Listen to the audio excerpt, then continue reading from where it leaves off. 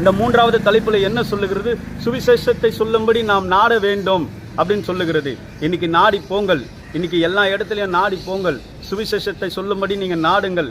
நாடக்கூடாத இருக்கிற இடங்களில நீங்கள் நாடி போய் சுவிசேஷத்தை சொல்லும்படி ஆண்டவராகிய இயேசு கிறிஸ்து உங்களை அழைத்திருக்கிறார். அதற்காக தான் என்னையும் அழைத்திருக்கிறார், அதற்காக தான் உங்களையும் அழைத்திருக்கிறார், அதற்காக தான் இங்கே இருக்கிற இந்த வீடியோவை பார்க்குற அனைவரையும் அழைத்திருக்கிறார். பிரியமானவர்களே, நீங்கள் சிந்தித்து பாருங்கள். இந்த மூன்றாவது தலைப்பிலே நாம் சுவிசேஷத்தை சொல்லும்படி நாடி போக வேண்டும் என்று ஆண்டவர் விரும்புகிறார். நான்காவது தலைப்பிலே நாம் என்ன பார்க்க வேண்டும் என்றால் சொல்லுகிறது, நாடி போகும்போது நமக்கு சில எதிர்ப்புகள் நிச்சயம் வரும். என்னங்க நாடி போனால் எதிர்ப்பு வருமா? நிச்சயம் வரும். எதிர்ப்பு வராத காலமே கிடையாது. நீங்கள் பார்த்தீங்கன்னா ஆண்டவராகிய இயேசு கிறிஸ்துவின் காலகட்டத்திலே பயங்கரமான ஒரு எதிர்ப்புகள் வந்தது. அவர் இந்த பூமியில 3 வருஷம் ஊழியம் செய்து கொண்டிருக்கும் போது அவர் பார்க்கக்கூடாத எதிர்ப்புகளை சந்தித்தார், அவர் காணக்கூடாத எதிர்ப்புகளை சந்தித்தார். இன்னைக்கு யார் எதிர்ப்புகளை சந்திக்காம யார் ஊழியம் செய்ய முடியும்? யாருமே ஊழியம் செய்ய முடியாது. நீங்க சொல்லலாம், ஐயா நாங்க ஊழியம் செய்கிற இடத்துல போகும்போது எங்களுக்கு எதிர்ப்பு வருது, எங்களுக்கு பல பிரச்சனைகள் வருகிறது, எங்களுக்கு பெரும் போராட்டமா இருக்கிறது, நாங்க எப்படி போய் ஊழியம் செய்ய முடியும்? அதாவது நீங்க என்ன சொல்ல வரீங்கன்னா, நாங்க ஊழியம் செய்ய போனா அந்த இடத்துல எங்களுக்கு ஒரு பிரச்சனையும் வரக்கூடாது, எங்களுக்கு சாந்தமா இருக்கணும், சமாதானமா இருக்கணும், எங்களுக்கு வழி இதுவா இருக்கணும், போற வழி சுகமமா இருக்கணும்னு சொல்லிட்டு நீங்க நினைக்கிறீங்க. அப்படி இருக்காது. சுவிசேஷத்தை நீங்கள் சொல்ல போகும்போது அதாவது பல எதிர்ப்புகள் வரும் தான். இன்னைக்கு பாருங்க, ஏன் எதிர்ப்பு வரல? யோசேப்புக்கு அவங்க சகோதரர்களால எதிர்ப்பு வந்தது, புரியுதுங்களா? மோசேக்கு கோராக்கு கூட்டத்தார எதிர்ப்பு வந்தாங்க, புரியுதுங்களா? அதேமாரி இயேசுவுக்கு யூதர்கள் எதிர்ப்பு வந்தாங்க. இன்னைக்கு யாருக்கு எதிர்ப்பு வராமல் இருக்கிறாங்க? எல்லாருக்கும் எதிர்ப்பு வருவாங்க. இன்னைக்கு சுவிசேஷத்தை சொல்ல போகும்போது கூட எதிர்ப்பு வரும் தான். ஆனால் எதிர்ப்புகள் வரும். அந்த எதிர்ப்புகள் வரும்போது வேதம் என்ன சொல்லுகிறது? எடுத்து நீங்கள் வாசிக்க முடிஞ்சால் வாசித்து பாருங்க. எரேமியா 1ஆம் அதிகாரம் 19ஆம் வசனத்துல வேதம் தெளிவா சொல்லுகிறது, அவர்கள் உனக்கு விரோதமா வருவார்கள், யுத்தம் பண்ணுவார்கள், ஆனாலும் உன்னை மேற்கொள்ள மாட்டார்கள், உன்னை ரட்சிக்கும்படிக்கு நான் உன்னுடனே கூட இருக்கிறேன் என்று ஆண்டவர் சொல்லுகிறார். ஆகையினால் நீங்கள் சுவிசேஷத்தை சொல்ல போகும்போது நிச்சயமா எதிர்ப்பு வரும்.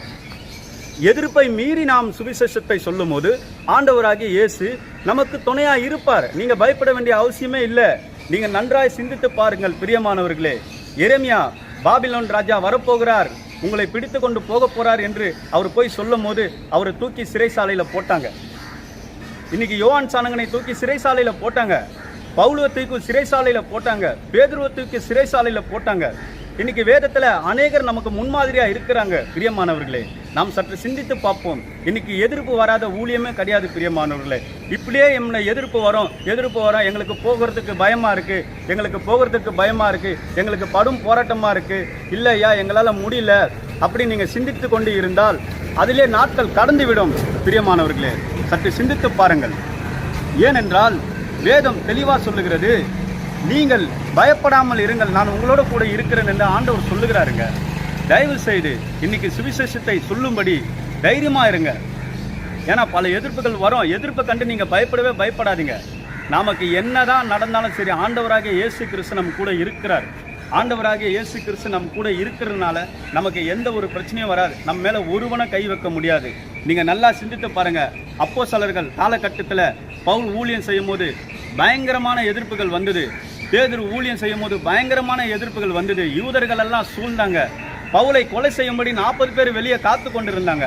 அப்படிப்பட்ட எதிர்ப்புகள் வந்தது. பவுல் எபேசு பட்டணத்துக்கு எதிர்ப்பு வந்தது, செசரியா பட்டணத்துக்கு எதிர்ப்பு வந்தது, கொரிந்து பட்டணத்துக்கு எதிர்ப்பு வந்தது, எபேசியர் பட்டணத்துக்கு எதிர்ப்பு வந்தது. இப்படி பவுல் எங்கெங்கெல்லாம் போறாரோ அங்கெங்கெல்லாம் அவருக்கு எதிர்ப்பு பின்தொடர்ந்தே போய் கொண்டிருந்தது. ஆனா பவுலை பற்றி வேதம் சொல்லுகிறது, அவர் தைரியமா ஏந்து பிரசங்கம் பண்ண தொடங்கினார் என்று வேதம் சொல்லுகிறது. பிரியமானவர்களே, சற்று சிந்தித்து பாருங்கள். அந்த தைரியத்தை இன்னைக்கு ஆண்டவராகிய இயேசு கிறிஸ்து நமக்கு கொடுத்திருக்கிறார்.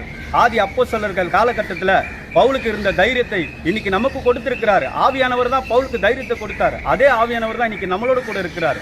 பேதுரு கூட இருந்த ஆவியானவர் தான் இன்னைக்கு நம்மோட கூட இருக்கிறார். ஸ்தேவான் கூட இருந்த ஆவியானவர் தான் இன்னைக்கு நம்மோட கூட இருக்கிறார். இன்னைக்கு பாருங்க, பிலிப்பு கூட இருந்த ஆவியானவர் தான் இன்னைக்கு நம்மோட கூட இருக்கிறார். அதனால் பிரியமானவர்களே, சற்று சிந்தித்து பாருங்கள். சுவிசேஷத்தை நீங்கள் சொல்ல போகும்போது உங்களுக்கு எதிர்ப்பு வரும், அதை குறித்து நீங்கள் கவலைப்படாதீங்கள். ஆனால் சுவிசேஷத்தை சொல்ல நாடுங்கள். சுவிசேஷத்தை நாடும் போது ஆண்டவர் உங்களோட கூட இருப்பார்.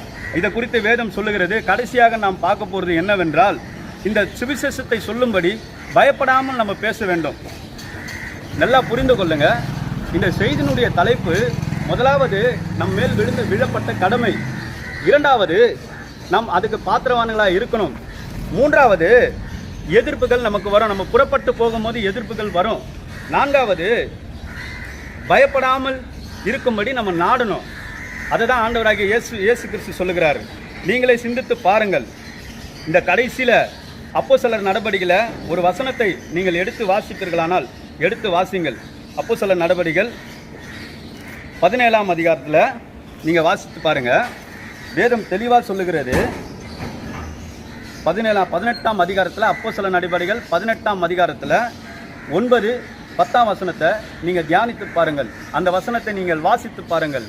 ஆண்டவராகிய இயேசு கிறிஸ்து சொல்லுகிறார், இரவிலே பவுலுக்கு, அன்று ராத்திரியிலே கர்த்தர் பவுலுக்கு தரிசனமாகி, நீ பயப்படாமல் பேசு, மௌனமாக இராதே, நான் உன்னுடனே கூட இருக்கிறேன், உனக்கு தீங்கு செய்யும்படி ஒருவனும் உன்மேல் கை போடுவதில்லை, இந்த பட்டணத்தில் எனக்கு அநேக ஜனங்கள் உண்டு என்று ஆண்டவர் சொல்லுகிறார்.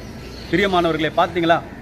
பவுல்கிட்ட ஆண்டவர் சொல்லுகிறார், நீ மௌனமாக இராதே, பயப்படாமல் பேசு, இந்த பட்டணங்களில் எனக்கு அதிகமான ஜனங்கள் உண்டு என்று சொல்லுகிறார். அப்போ ஆண்டவராகிய இயேசு கிறிஸ்து ஆவியானவர் நமக்கு சொல்லும் போது நமக்கு என்ன பயப்பட வேண்டும்? அப்படி ஏன் நம்மளுக்கு பயம் வர வேண்டும்? இன்னைக்கு இந்த கடைசி காலத்தில் இன்னைக்கு அநேக அந்தி கிறிஸ்துகள் இன்னைக்கு எழும்பி கொண்டிருக்கிறார்கள்.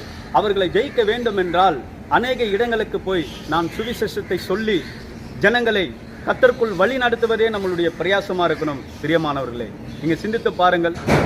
பவுல் பயப்படாமல் போய் சுவிசேஷத்தை சொல்லுன்றாரு.